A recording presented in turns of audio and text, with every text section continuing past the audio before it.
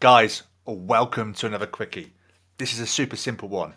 This question gets asked loads by your audience. But what does it do? They ask that so many times, but what does it do? So what does that tell me to tell you about your business?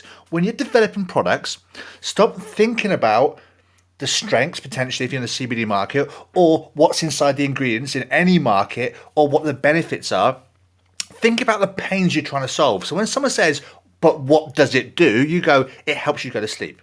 It helps you chill out. It helps you recover faster. It helps protein synthesis. So there potentially you might grow more muscle. It helps muscle growth. It helps you lose weight. It helps blah, blah, blah. It helps whatever. So when you pick a product line, if you're just basing it on strengths and ingredients, when someone asks, but what does it do? The marketing message becomes really difficult to get across, because it's not clear. So when someone lands on your site, you want them to understand what your product does straight out the gate, and is it for them? Because they've asked, but what does it do? It's that simple.